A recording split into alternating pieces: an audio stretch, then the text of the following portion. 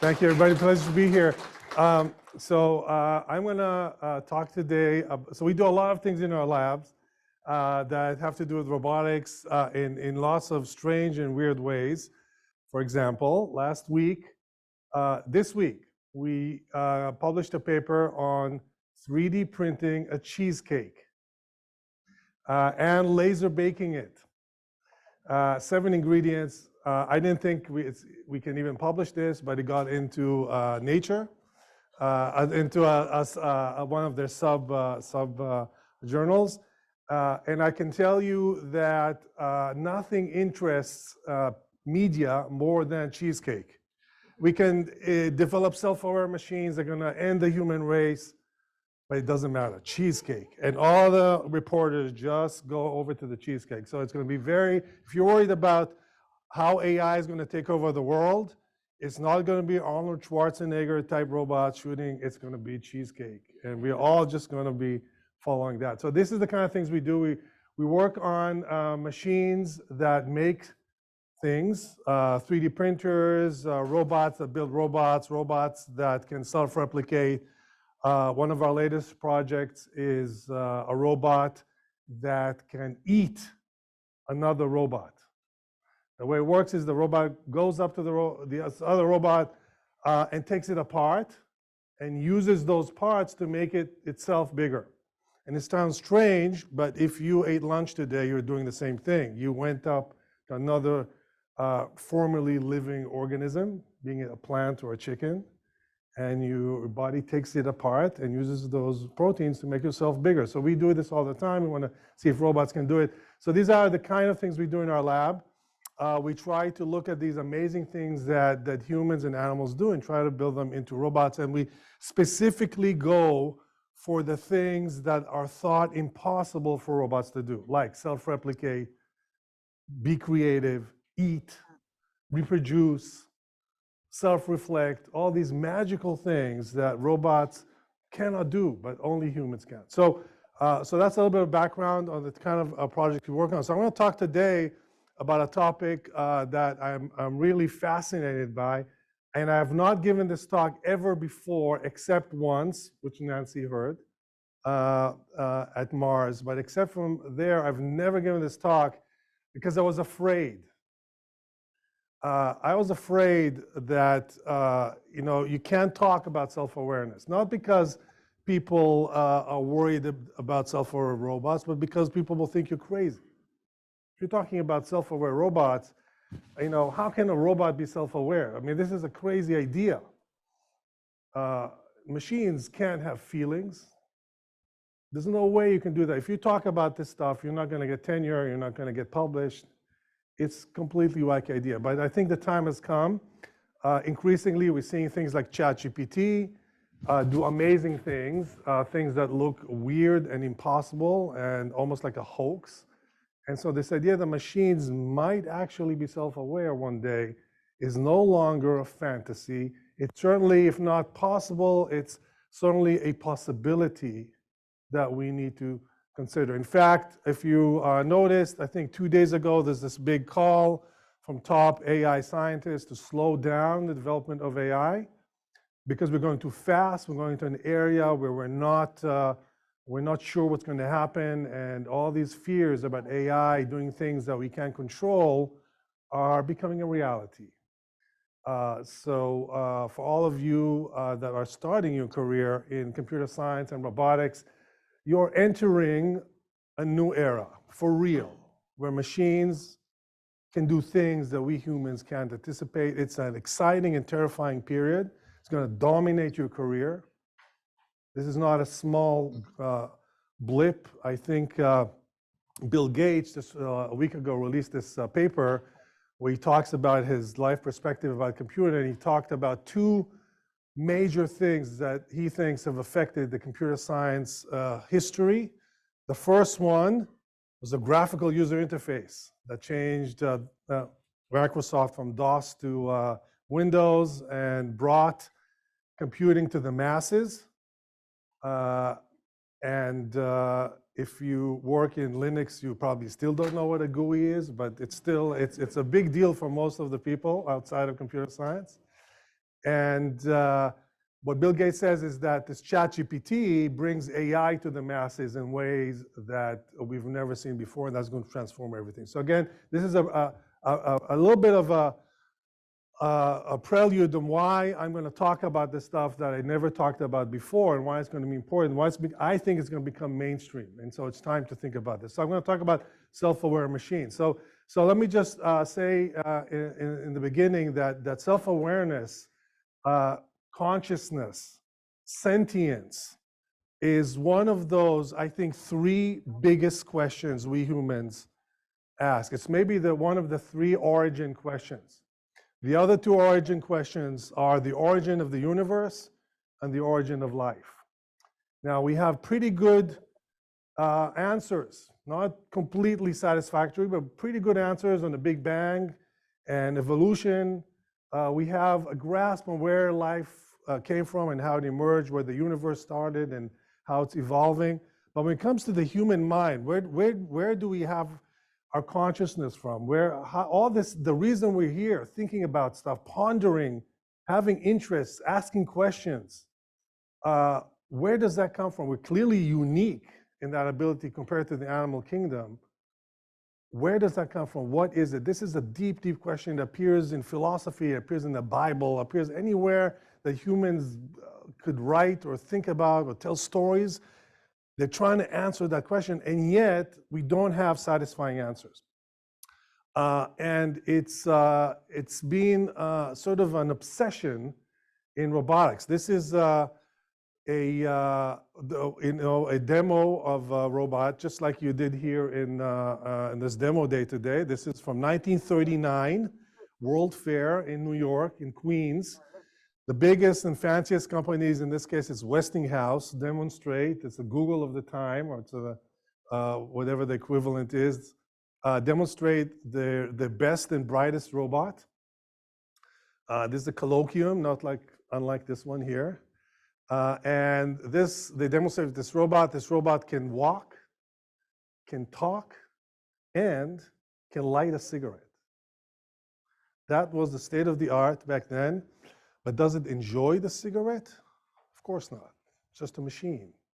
There's no way a machine can enjoy something, right? But this was the state of the art back then. But since then, of course, all kinds of things happened, but we fantasize about robots that are self-aware. There's not a single sci-fi movie out there that has robots in it where the robots aren't self-aware. Sometimes they're happy, sometimes they're bad, sometimes they're sad, but they're always self-aware. So we crave this thing. We fantasize about a world where machines are going to be self-aware, and yet, when you look at research in robotics, it's nowhere to be found.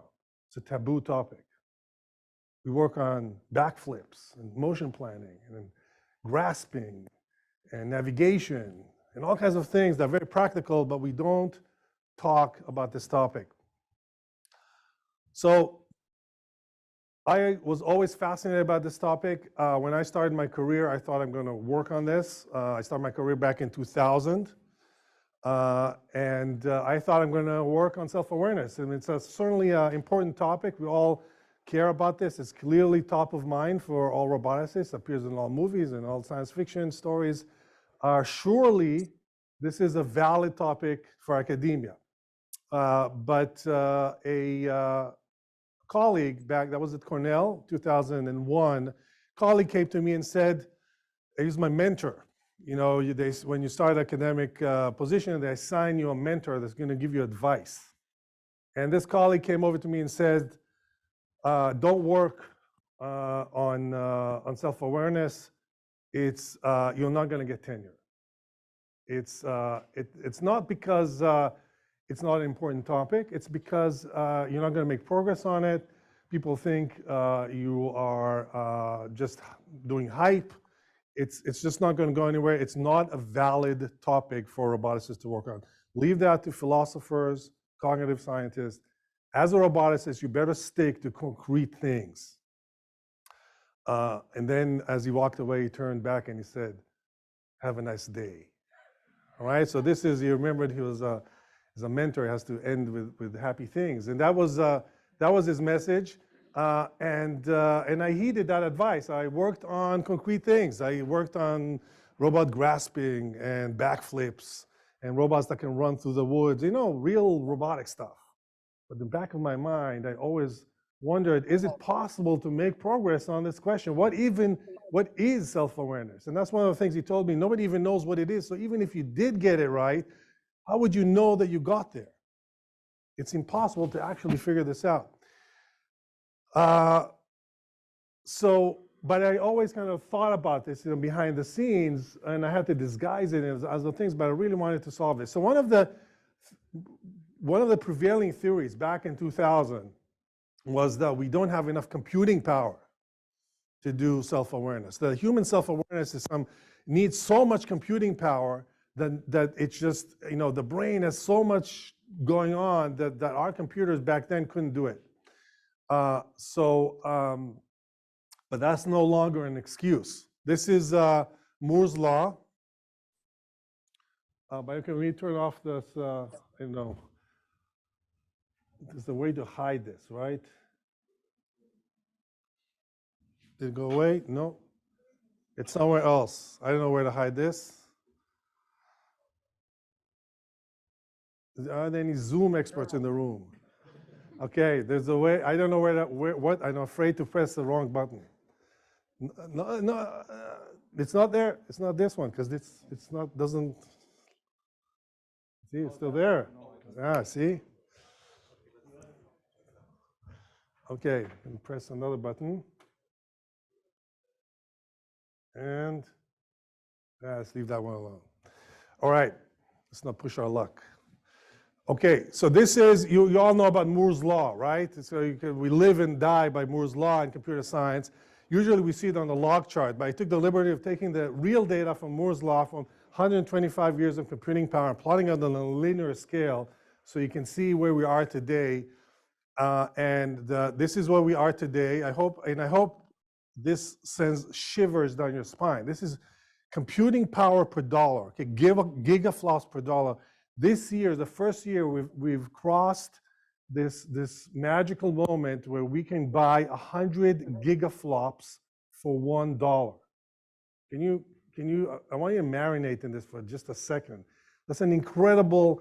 I mean, Greg that worked here on the supercomputer in 2008 that had 1 teraflops for $1 billion, right, or something like that. It was so hard.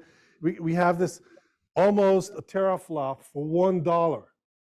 And this is an old chart because it's from 3 months ago. Today, by the end of this year, you're going to have a teraflop for $1. It's unfathomable. So this is where I was back in 2001, indistinguishable from 1950s. Okay, I have an excuse. But today, we're beginning to be on par with some pretty big brains out there in the animal kingdom. So computing power is no longer an excuse for not having self-awareness. Something else has to give. And by the way, this is, again, just the beginning. If you extrapolate this 10 years, and it's been going on steady for 100 years, so 10 more years. Okay, watch this. Okay, this is where it was before, 10 years from today, okay? Bam, when I can give a colloquium here, in 10 years, 2033, same room, different students, everybody looks the same. This we'll have 4.5, I don't know what's that's gonna be, 4,500 gigaflops for $1. This is where we're gonna be, and we're gonna look back at today and laugh at how slow computers were, right? So computing power is moving at an incredible pace, and we all know it, but I want you to feel it by looking at this chart. Look at history, look at what's gonna happen 10 years from today. So computing power is definitely a piece of it, but it's not all. There's something else that we're missing when we want to build self-aware systems. So what else is it? So of course, we've managed over the past decade to figure out this magical question of how computers can tell the difference between a cat and a dog, right? I mean, this is already a big deal. Up until 10 years ago, nobody had a clue how to do this. People spend careers trying to do image understanding. Now, a baby can write software that can tell the difference between a cat and a dog, right? So that's no longer an excuse. We have all the deep learning and all that stuff, all this infrastructure. We have amazing robots that can do crazy things. So we have motors and we have bodies and we have crazy machinery. So we have all this stuff, but we're still missing something, right? I mean, this is a scary robot, but is it really happy that it managed to accomplish this? Of course not. This is just a machine, right? So we can do all these things, but we're missing badly some component. We don't know what it takes to actually work. We have, so some people say self-awareness is linked to creativity. There's a whole branch in philosophy that tie these things together, that say that somehow, a sign of self-awareness is creativity, and you cannot generate new ideas without being self-aware, and there's all kinds of theories around that. But even there, we're seeing a lot of stuff happening. This is one of my personal robots that paints art. But of course, you've seen all this, the Stable Diffusion and DALL-E and lots of other systems that create amazing arts. This is my personal one that paints oil on canvas, just to take it one notch further. But clearly, it's not self-aware, right? So I don't think creativity is actually a piece of it. We have all these creative systems. There's still something else. We can have robots that can fake emotions at an incredible rate. We have this robot in our lab. It's a 26 degree of freedom, soft robotic face. It watches YouTube all day long, and it learns to imitate human facial gestures. And when it sees me, it smiles. It smiles half a second before I smile. It's a very endearing gesture. And even I, as a jaded roboticist, smile back. I can't help myself. It's very, very powerful, but it's clearly not self-aware, right? So it's very easy to fake it, to make things that look like they're self-aware, but it's clearly not in any way self-aware. So what is it? All right, so I've searched far and wide for this question of sentience. I'm going to lump all this question of self-awareness, consciousness, self-reflection, emotions, feelings, all these fancy words. I'm going to lump it under sentience. Can we make the sentience machine? So I went over to cognitive science people, and I looked for studies on self-awareness. They've been studying cognition for a long time, and maybe they have the answers. And I actually read a lot of these books. They're very thick, 800-page books. I listened to it on audio, but really, I read it, and there's no answers. There's a lot of clues, like you know it's a cat before you say it. And when you read a word, you already read it before you think you read it. There's a lot of clues about how we humans think about stuff, and there's subconscious, and it's there, but it's like touching the elephant from different. You don't really get the big picture. So I read a lot of these books. There's no clear answer on what is really this self-awareness that we're looking for. I looked at philosophy. People have been studying this for millennia. Theories about philosophy. What really is philosophy? In fact, I was about just before the pandemic. I was on a panel with lots of important people on talking about consciousness, and there was a cognitive scientist and a psychologist, and there was a card-carrying famous philosopher with a big beard, the whole thing. And he said, when it came the turn to define consciousness, he said, consciousness, self-awareness, is nothing but the canvas of reality. Okay, everybody, he narrowed his eyes and he said it, and everybody nodded. Very deep. It's very deep. It's very poetic, but nobody knows what that is. I mean, it sounds good, right? I mean, it sounds real, but I can't build it. I'm a roboticist. I need to build. I can't build the canvas of reality. I don't know what it is. I can't buy it on Amazon. So that's it. What do I do with it? And there's a lot of definitions. This is my favorite one. Consciousness is when there is something that is like to be that creature. Then that creature is self-aware. You understand this? Okay, I don't understand it, so I wrote it. This is the explanation that ChatGPT gave me. A subjective way the world seems to appear from the creature's mental or experiential point of view. In other words, the thing that has self-awareness when it has a subjective point of view. Deep, isn't it?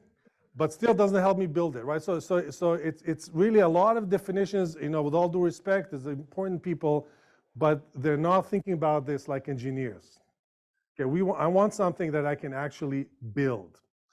All right, so I'm going to give you now my answer. All right, I'm going to give you the answer to this age-old question that everybody's pondering and nobody's able to answer. Are you ready for this? Are you ready? All right. Self-awareness this is my definition, my private, practical, unromantic engineering definition. It is the ability to imagine yourself in the future. That's it. It's not romantic. It's not a canvas of reality. It's not subjective introspection. But if you can imagine yourself in the future, you're self-aware. In the sense, that's what differentiates a machine that just lives in the present. Senses, responds according to a program, versus something that can plan by simulating itself into the future. So that's my definition. It's not complete, wouldn't pass any philosopher or cognitive science, but to me, it's a very practical thing. And I'll try to argue in the rest of this talk why I think it is important, why I think it's practical, why I think it's evolutionarily advantageous to be able to imagine yourself to the future. Because to me, no definition of self-awareness is valid unless it passes the evolutionary advantage. Because if you have an evolutionary advantage, then it can emerge. Question. Objection. That's a deep philosophical question. T greater than T0. Okay, we can debate this. This is a quick and dirty definition. We can go into a lot of details, and some people say, well, if you reimagine yourself in the past, revisit the past using future models, that's also a sort of thing. So there's no details, but this is. So I'll give you an example. If you can imagine, we don't have audio, but too much to ask from the Zoom. If you can imagine yourself on the beach tomorrow, there's no beach around here, but imagine yourself on the beach tomorrow. If you can feel the sand under your feet, if you can hear the ocean, the waves, you can smell the ocean, you're self-aware. You can imagine yourself in the future, meaning you can imagine what you're going to feel and what you're going to do. You can simulate yourself in the future. Not long-term in the future, but, a few days, you're going to be on the beach. This is what you're going to feel. So now, it's not a black and white thing. Animals can probably imagine themselves in the future.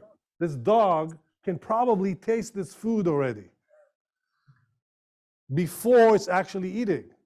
It's, in a way, simulating itself, but how far ahead is it simulating itself?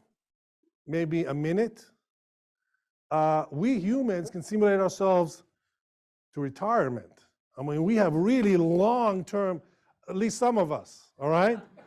At least some of us. Some people, okay, my younger son can't simulate himself more than a minute either, all right? So he will step into a puddle because he can't imagine the consequences of wet socks the rest of the day. but he can see the fun in the next. So children imagine themselves in the short term. Okay, teenagers can imagine an hour into the future. I don't know, I forget how long graduate students imagine this. So it's probably 4 years into the future, right? To the end of the PhD, more or less. But I think these are the self-awareness can be, it's not a black and white thing, can be measured by how far and how accurate you can see into the future. You can simulate yourself into the future. And that goes all the way from a rock to, you know, some wise person that can think about life after death, okay? So that's kind of my 2-cent definition. And the evolutionary advantage is obvious, because if you can imagine yourself in the future, you can plan. We all know, we all plan in simulation. Any roboticist worth their salt does planning in simulation. You don't just nilly-willy try things in the real world. That's dangerous and slow and expensive and risky. We plan in simulation. So if you build a simulation of yourself, you can plan. You can figure out how you're going to cross this pond by thinking about where you're going to step. Or if I showed you this tree and I asked you, can you climb this? You've never climbed this particular tree.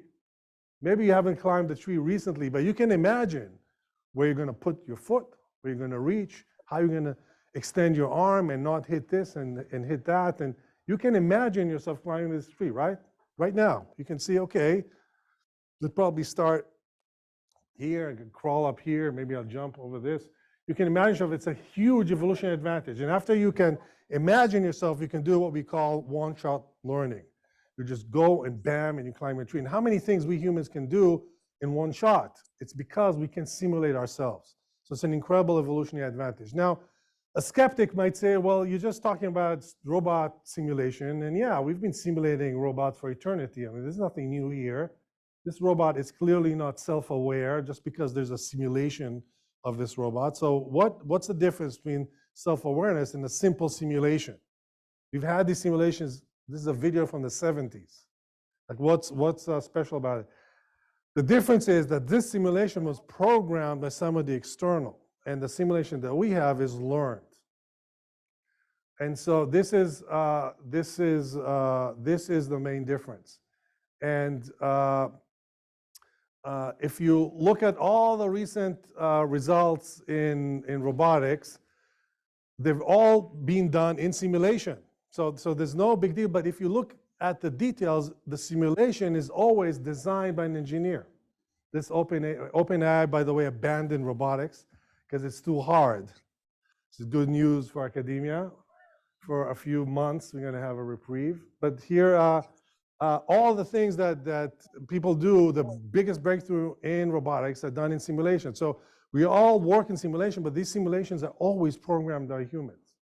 All these amazing robots, they're all trained in simulation that are designed by humans. So can we build a simulation from scratch? So I argue that we humans, we spend our early years building a simulation of ourselves. You see this baby? Looks like the baby's just killing time in the crib, but actually it's building a simulator.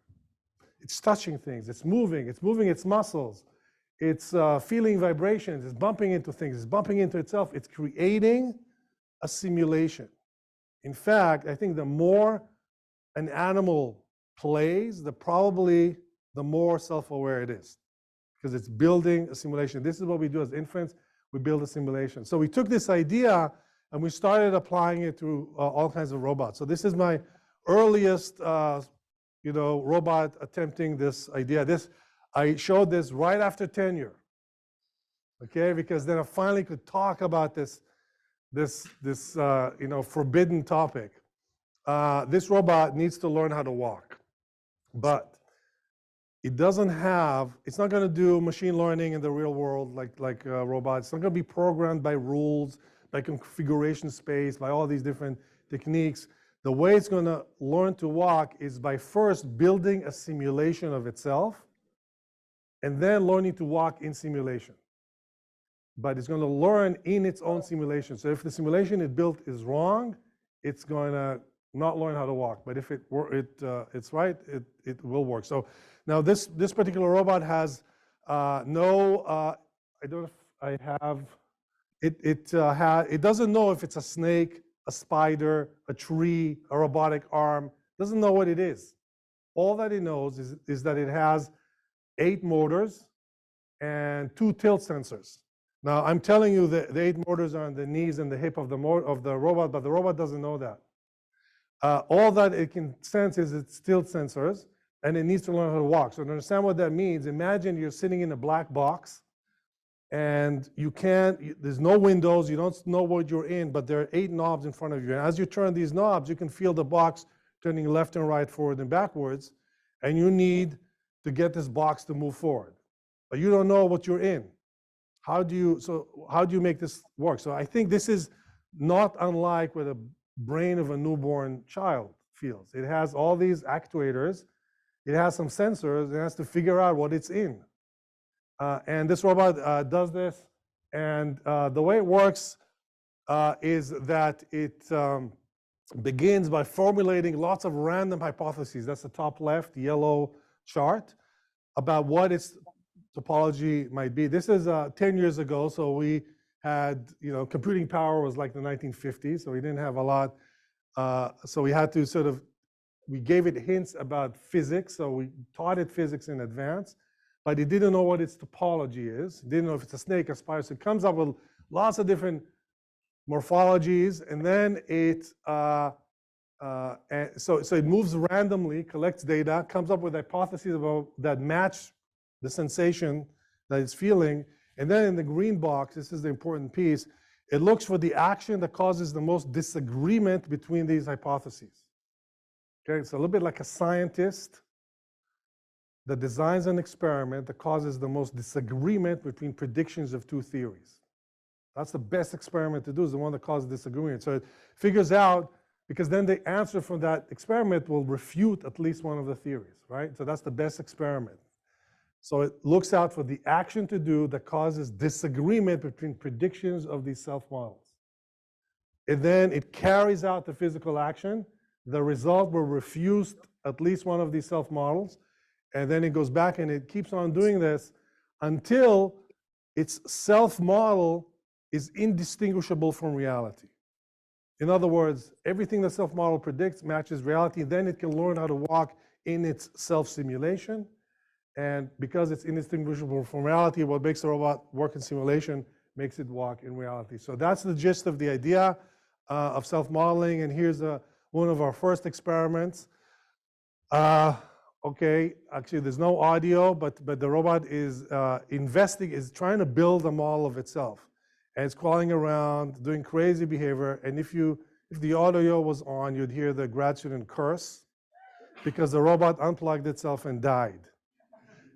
And so this kind of is interesting because you don't want to walk off a cliff to see if you can fly, right? So there's a risk to modeling yourself, right? There's a risk associated with collecting with information. But we tamed the robot a little bit, and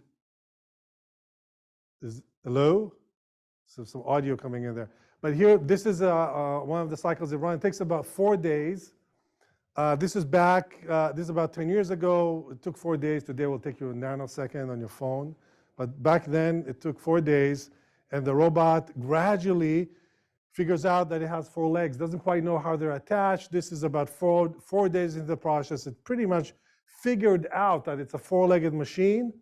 And here it is, learning to walk in its imagination of itself. All right, so here it is learning how to walk in its simulation of itself. We used evolution to evolve this. We were hoping to get an evil spidery walk, but instead we get this lame way of moving forward. But you have to remember, this robot was not trained to walk, did not have a simulation of itself, did not have a model, did not do trials of walking before this in the physical world. All it did is, like an infant in the crib, crawl around, bump into things, think about it for 4 days and walk away. Because it had the self-model. To test this, we did something very cruel. We plucked off a leg and we watched what happened. This is what scientists do, right? We plucked off a leg.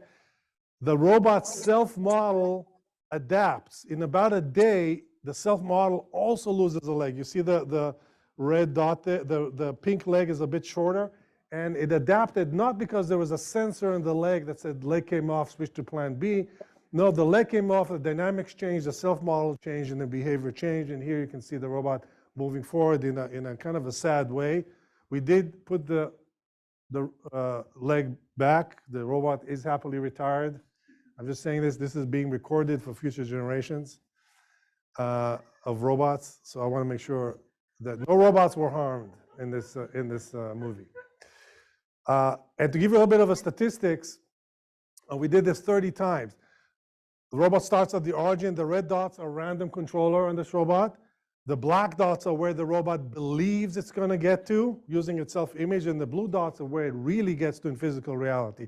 So what you can see is like anything else in academia, this robot has an inflated self-image.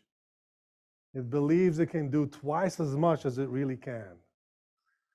Nevertheless, it allows, this inflated self-image allows it to make the right decisions. This is a really, really interesting conclusion. When the robot self-image is deflated, it is immobile. It does not move. When its self-image is inflated, then even though it's wrong, it allows it to move, make the right decision. This is an interesting insight into how we perceive ourselves. I gave a talk about this in a social science conference, evolutionary psychology conference, which, by the way, you should never go to an evolutionary psychology conference if you are feeling depressed, because it is the worst place. Everything we do is bad, all right? So, but you can see there that what's interesting is that evolution, we engineers are obsessed with creating accurate simulations. Evolution doesn't care about accuracy of a simulation. As long as the simulation allows you to make the right decisions, it's fine. It's called simulation for control or modeling for control rather than modeling for accuracy, which is what we're obsessed with as engineers. So lots of interesting insights from that. Okay, so this is, again, the idea here is we start with a simulator, we evolve robots, the robots don't work, but we use the data to evolve better simulators, and we go together. And this is, we called it coevolution. It's now called adversarial learning. It's the same idea. You have two things that are competing. And this is a really interesting challenge for optimization, because you're trying to optimize in an environment, but the landscape is changing as you're optimizing. Okay, this is like, you know, learning, doing a PhD in a university and trying to look for a job while the job landscape is changing because of everything happening at the same time. We all live in this environment of coevolution, and it happens all the time. So that was a while ago. Since then, AI has moved forward leaps and bounds. So what happens if we throw some deep learning onto this? So here's another robot. This robot, we trained it. I'll keep this short. We didn't even tell it about physics.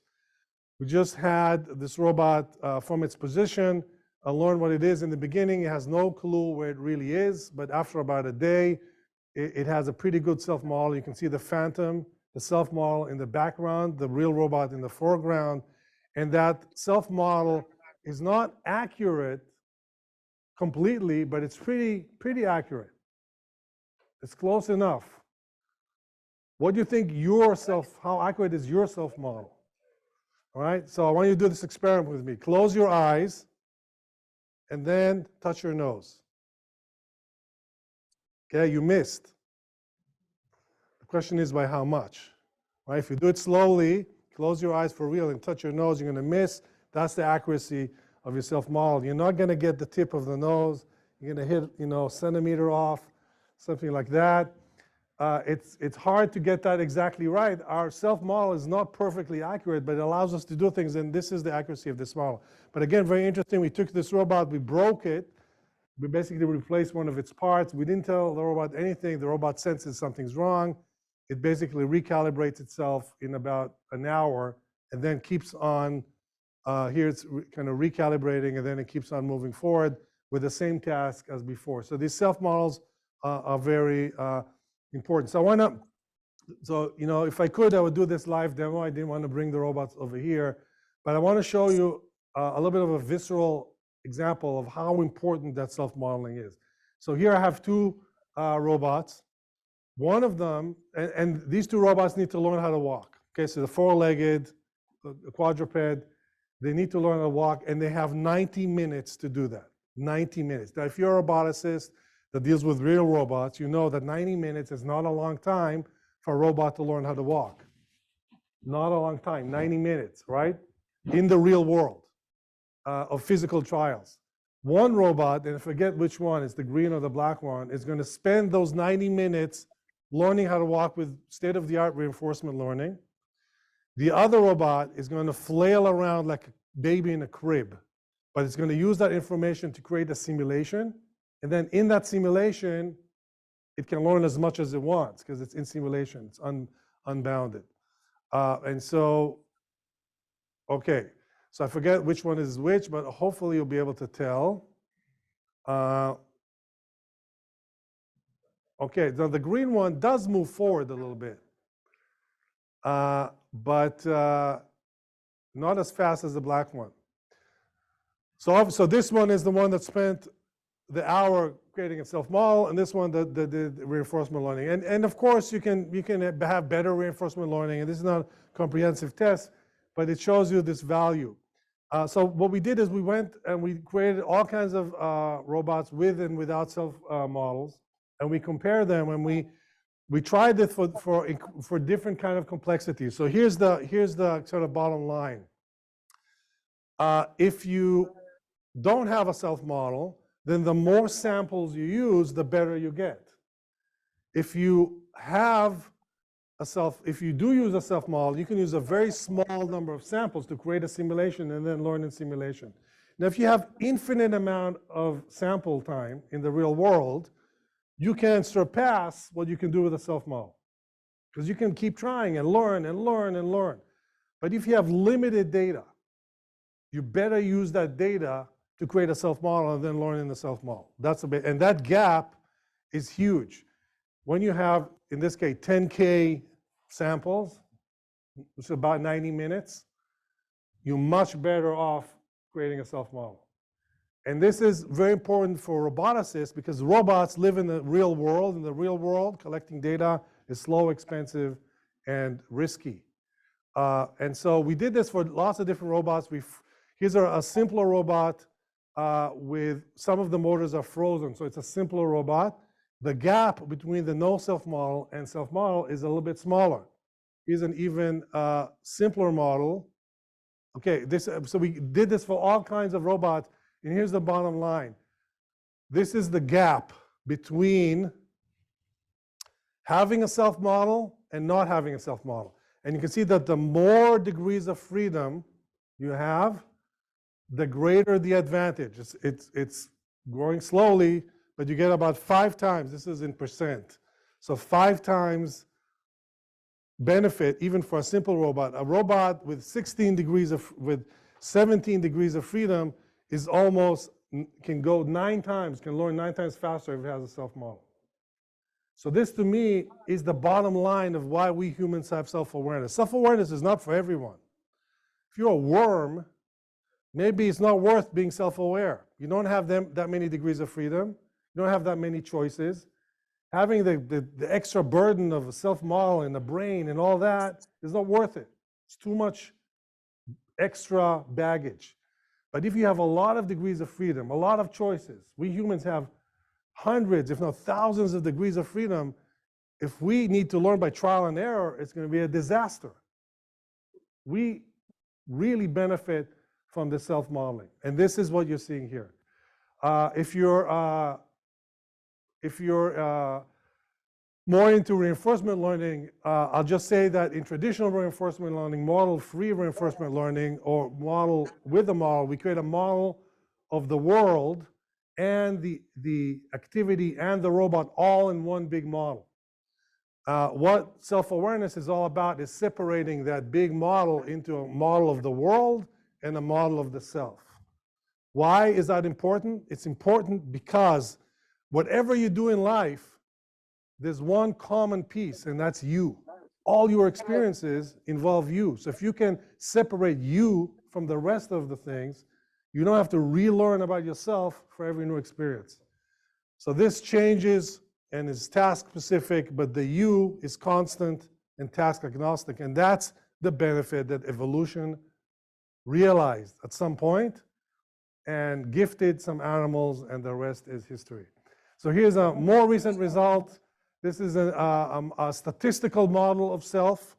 What we do here is we have a query-based model where it's like a nerf where you give it an XYZ, and the robot and the deep learning tells you what's the probability of the robot being there given its configuration.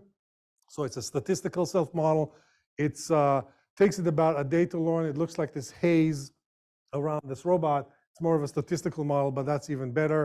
And you give it the state and you query position, and it gives you 3D occupancy. We train this model by having the robot dance in front of a mirror or webcams.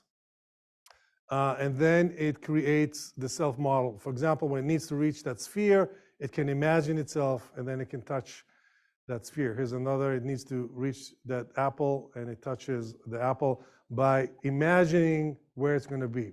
So again, this is nowhere near human level self-awareness. This robot can imagine itself, 2 seconds into the future, right? You can imagine yourself years into the future. So we're at the beginning, but I think this is the path to self-awareness. Again, we have a self-model of ourselves. I don't know what it looks like, but when you close your eyes, you know where your body is going to be, where it's not going to be, whether you can pass through a passage or we can climb something or not, and we have some kind of image of ourselves. This is a slightly more complex self-model. You can see the purple haze is the self-model. This is in simulation, and here's the robot itself. So we're gradually developing the techniques to have these robots learn to model themselves in more complex ways. And the last thing, which we haven't published yet, it's in review, not yet rejected from nature, where the robot creates a self-model based only on motor commands and an image of the floor.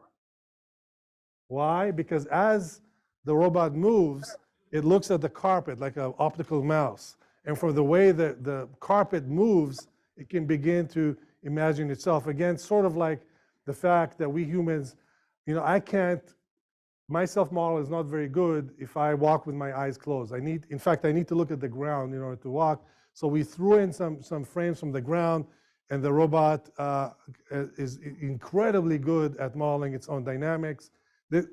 Purely from the dynamics of the video, it can create an incredibly accurate dynamical model of everything in this robot's behavior. So again, I think that the more of this self-modeling we can throw into the robot, the more it's going to work. So now I showed you these examples with very simple robots, very simple forms of self-awareness. Clearly, I'm not talking about a robot that wakes up in the morning and says hello and takes over the world. It's not that kind of self-awareness. It's very primitive, but you can imagine self-awareness applying to any autonomous system. Your autonomous vehicle, a smart factory, a smart city, any system that has dynamics will benefit from modeling itself and being able to see itself into the future. So your driverless car will tell you, I can't drive today, something's wrong. My left wheel is not feeling well. I'm not driving today. And do we want that? I don't know. Lots of questions. Short horizon versus long horizon models, body self-models versus mental self-models. I only talked about body self-models, but we're also working on mental self-models. Can a robot imagine how it's going to think? Okay? I know that the moment I walk out of there, and if I see chocolate in the airport, I'm going to eat it even though it's bad for me. I know how I'm going to behave in the future, not only where I'm going to be, but how I'm going to behave. Can robots think about their own behaviors? Models of self versus models of others. This is a quick example of, we have robots that are playing hide and seek. These are real robots in our lab.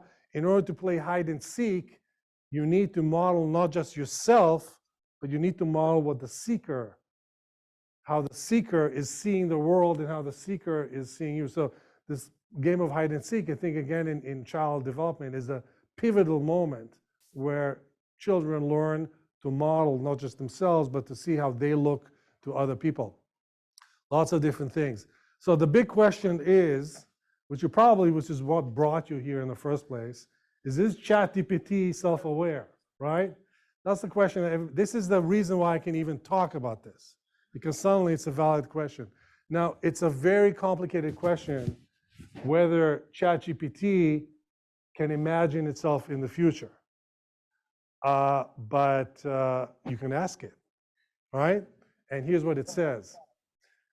This is, I didn't do this, this is somebody else who asked ChatGPT to describe what is an experience with a future ChatGPT. And it says this: I was so impressed by ChatGPT says about its future self, that I started using it in my everyday life. I use it to brainstorm ideas in my writing, to discuss complex topics with friends, and even to help me make decisions. It was like having a wise and knowledgeable friend by my side at all times, says ChatGPT about itself in the future. So is it imagining itself, or is it just statistics? I think it is the same thing. That's all we are. We're imagining ourselves in the future. We're making predictions about ourselves. That is what self-awareness is. And with that, I think we have a glimpse into that age-old question of what is sentience, what is self-awareness, and what is our mind?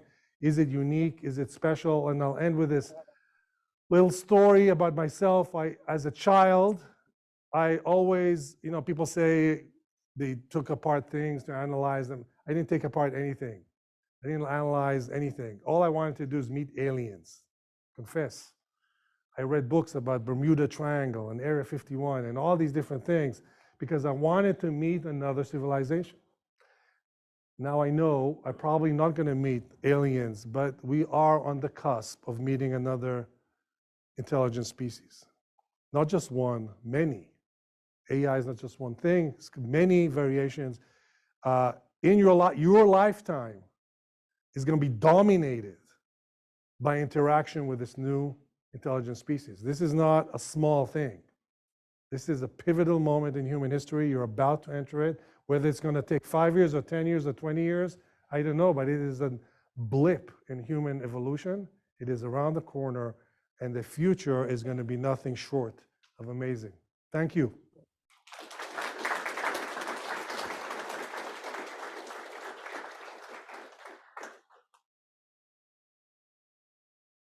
Okay, go ahead. Hi, so thank you for your great talk. I have a question regarding the self-awareness for the robotics. So what's the difference and the connections between the self-awareness in this talk and the traditional model predictive control, model-based reinforcement learning? It's very closely related. Model predictive control, so there's a long history of model predictive control, of adaptive control, where you calibrate, and it's in that line. But what is happening is that self-models are more and more detailed and more accurate versions of model predictive control. That's exactly that. Now, this ChatGPT, when it imagines itself in the future, is that model predictive control? I mean, in a way, there's something in that huge system that is able to predict what the future ChatGPT will be, but it's hard to separate it in that traditional way, but it's definitely in that line. Yeah. Okay, thank you for the great talk. And I have a quick question, given a world model, the robot will achieve some objectives. And in your experiment, these objectives are specified by the humans. And to generalize this concept, what do you think where this objective can come from, a more... Okay, so that's a whole different question. So you talk about the objective and the world model. I talked about the self model, and I specifically separated from the world model. So the self model is what the robot creates of itself. The world model is what the rest of the stuff is happening. Now, where that happens, in our case, we give it a reward for walking or for doing backflips, and that's where that reward comes from. So I didn't talk about the reward, and you're asking a question about free will, and where does the AI come, how is it motivated, and that's a different question.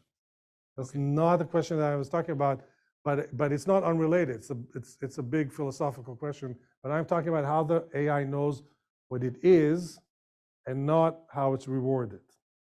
Okay, thank you. Okay? But it's a really good question. It's just separate issue. I can say that we have done experiments when we don't reward the robots in simulation for doing anything. And what happens is that they self-replicate. Okay, why? Because self-replication is its own reward, statistically speaking. And it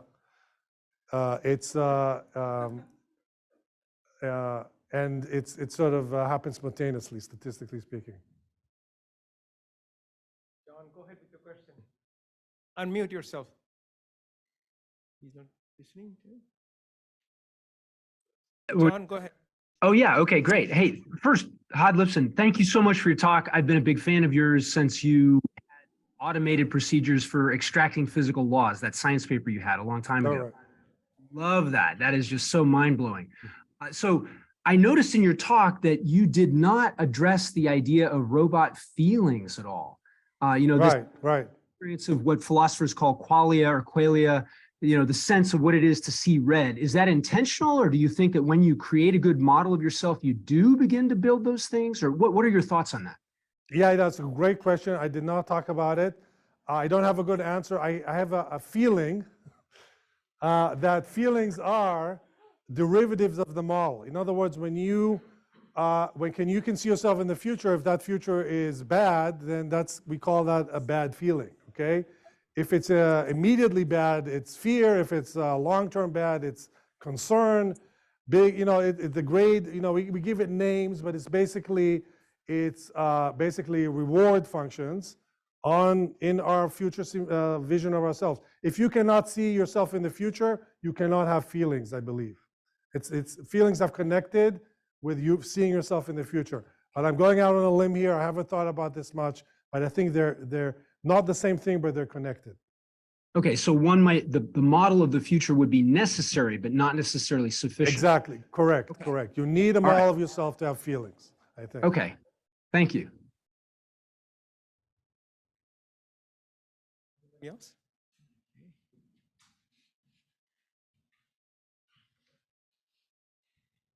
So thank you for your talk. So a question I have is, so you said when you were presented the Star Robot, you said it's not good, obviously, to jump off a cliff to know if you can fly.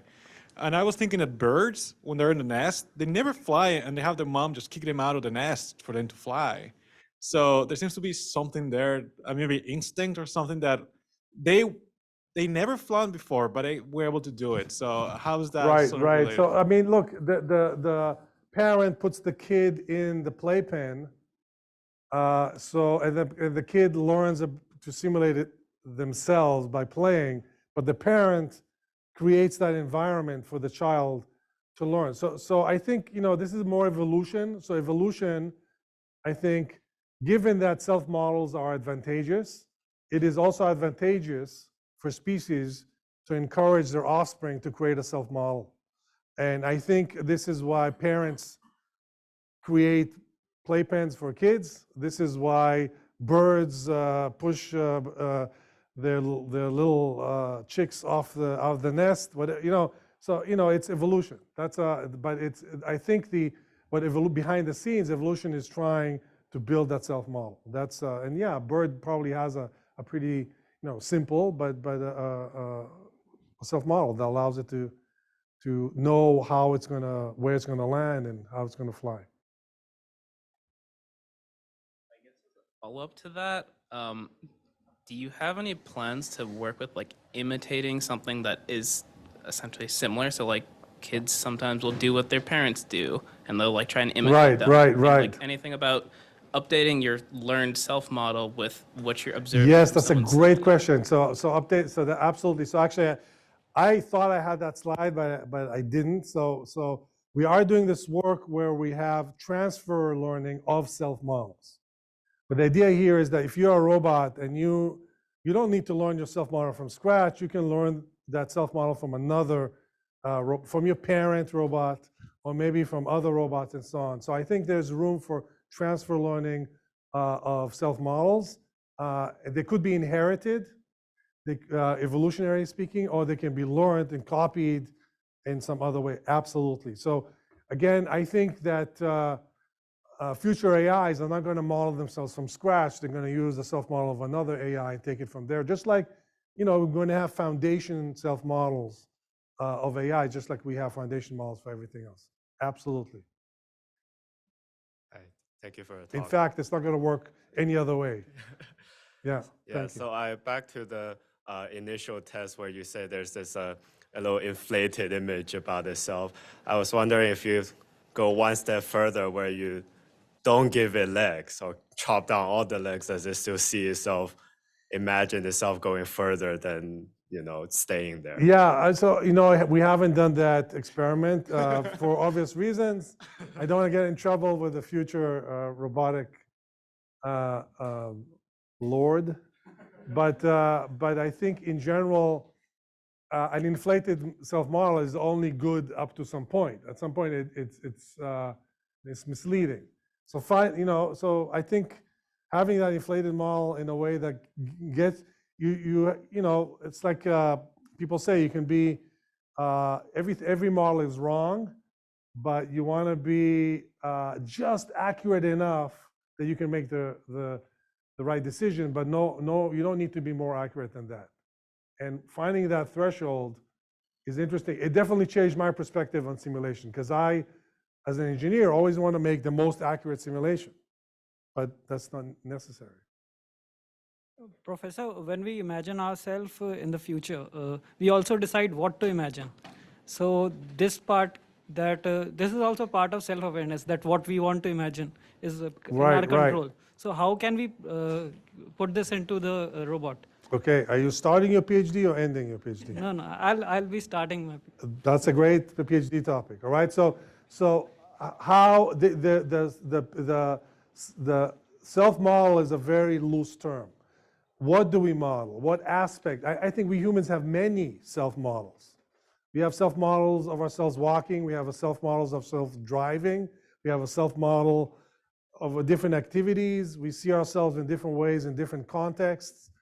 Like you say, for different purposes. So it's a very rich tapestry of self-models. It's not a single thing. And how you choose the self-model and how do you recombine conflicting self-models and how reality shapes your self-models, all of these are excellent questions. And all this needs to be explored. Thank you so much for a very inspiring talk. I have a question regarding some details of your first project. Basically, you were describing a procedure where the robot was training itself or simulating itself, and it first generates a set of random Right. hypotheses, and then it's rooting out non-feasible hypothesis. So is that you program that into the robot? Yeah. And do you think this programming affects your assumption of Yeah. simulating itself is the self-awareness? Yeah, I think so. The question, that's a great question. At what point is I programmed the robot to build a self-model, and I think evolution programmed us to create a self-model. So that is innate, and that's an evolutionary accident. Or at some point, some animal had an advantage. Maybe it started with just simple kinematic forward models of muscle motion. Something very, not a very sophisticated prediction, but something that predicts a few milliseconds into the future.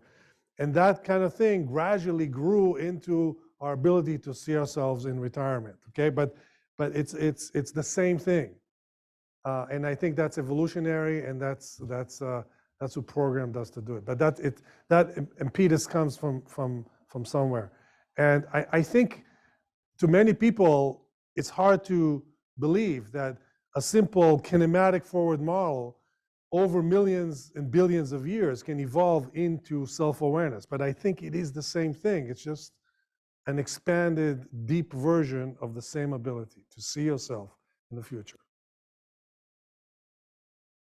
So you had also talked earlier about how you made those robots that could eat the other robots. And so that's like an interaction with something that's not necessarily of the world. It's like something else that also Right. has self-awareness.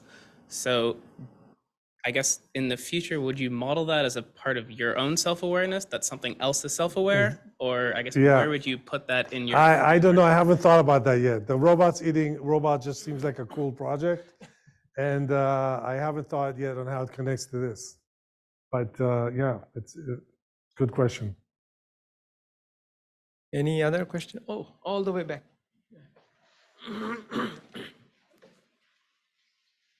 Thank you for this great topic. And I really like the topic that you're having this robot imagine about the future, if I may say the word imagine. So what about if you let the robot think back on the past? You know, like humans, we Right. have memories, we have past, Right. we do regret. Do you think that is an important feature Yeah, in yeah. developing self-consciousness? Right, right. Absolutely. So actually, when I thought about this definition, the ability to imagine yourself in the future, in the beginning, I thought to write and also revisit the past. But that's, I want the definition to have less than 8 words. Otherwise, people won't remember it.